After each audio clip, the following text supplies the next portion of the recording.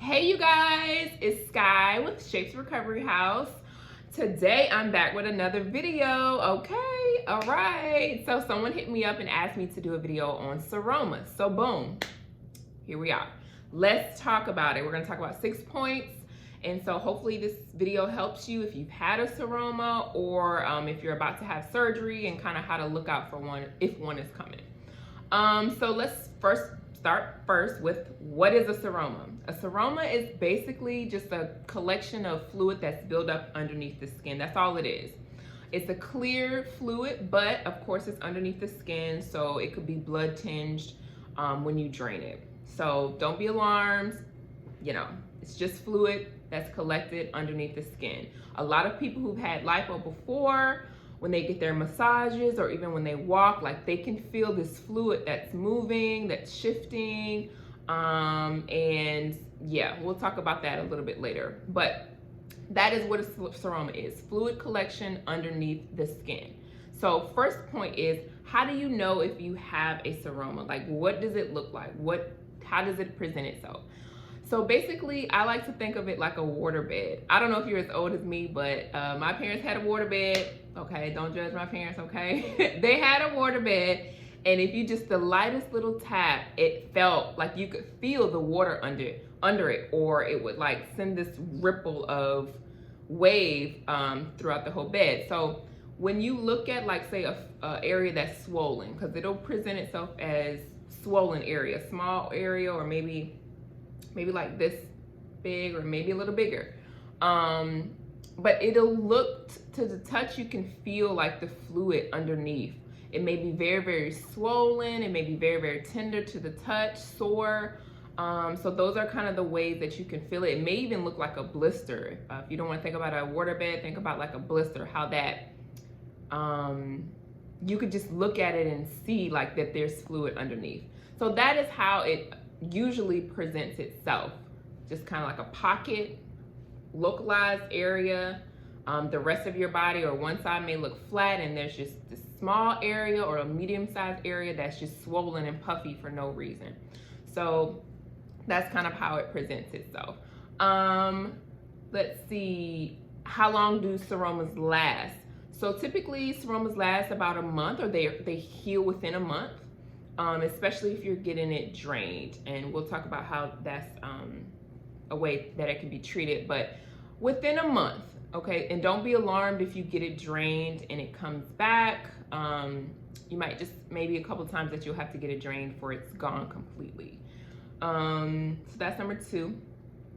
Signs of complications with seromas. So if the area starts to get like super, super reddened, like fire hydrant red, you need to call your physician. If you have a fever, a consistent fever, you guys, like if you have a temperature of like 101, maybe like if you're feeling hot, take some clothes off, maybe get an ice pack, maybe get a fan, and recheck it maybe in like 30 minutes. If you get 3 consistent readings of high temperatures, you need to consult your physician as well. Okay, so anything greater than like 101, that might be, just calculate that or put that in the back of your head on a sticky note. That may be a sign of complications if you have a seroma. If you have chills, if you have an increased swelling in that area, like if it doubles in size very, very frequently, or like within that day it gets larger, way, way larger, or it starts to hurt you even more, like excruciating pain, you need to call your doctor. Those are signs of complications. Of course, infection, those are signs of infection. If you have any pus coming from it, all those things need to be reported immediately to your doctor, all right? Let's continue. Ways to decrease a seroma forming. So the body is gonna create fluid. That's just off the top. That's just our body's response to trauma or just anything going on. It's gonna create fluid. That's like if you sprain your ankle swells up. You wrap it really, really tight. So that leads to my next point, or the point that I'm on now, compression garment.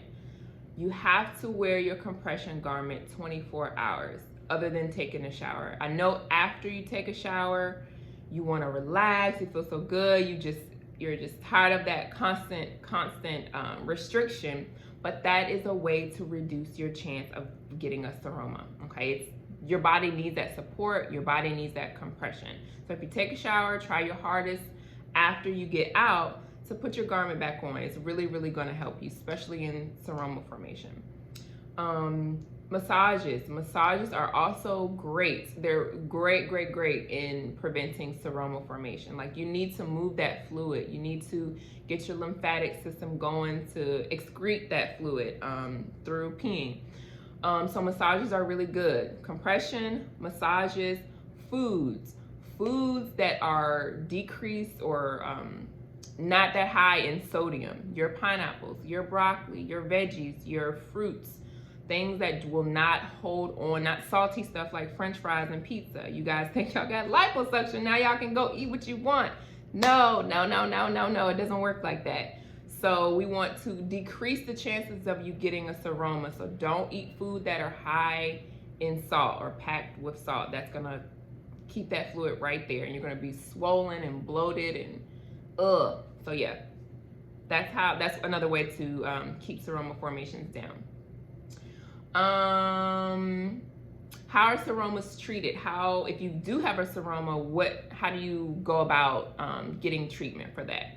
So your body can reabsorb a lot of this fluid that's collected. Just again, going back to a sprained ankle. You sprain your ankle, you twist your ankle, it swells up, right? So you wrap it in an ACE bandage and you elevate it. And then, in a couple days, the swelling is gone. So your body can reabsorb a lot of this fluid, but it gets to a point in some seromas that your body is like a sponge, and your body's like, listen, I done did everything I could do. I have absorbed enough. I can't do no more. So your body needs additional help, right? So you would have to go see your doctor. This is the most common way to treat it. Your doctor will stick a needle in and aspirate it out, aspirate all the fluid that's there. That's the most common thing, or common way to treat it. Of course, with your compression, of course, with your garment, those kind of help your body do what it needs to do with that seroma. But if your body has done all it can do, that is when the doctor will have to aspirate with a needle. And don't be afraid of the needle, girl. You just took a whole surgery, so you can get it. You can get this done. Okay, it's just a simple poke, aspirate it out, and we're done. Again, though, be mindful that it may come back. That fluid may continue to accumulate, and it may be a couple times you have to go back and see your doctor to have that aspirated until it's decreased enough. Ibuprofen is another way to treat seromas. We want to decrease swelling, and that's what ibuprofen does. Helps with pain and swelling. But with that, I would talk to your physician. Some physicians or some surgeons don't want you to be on ibuprofen for the first week or two because ibuprofen can increase bleeding.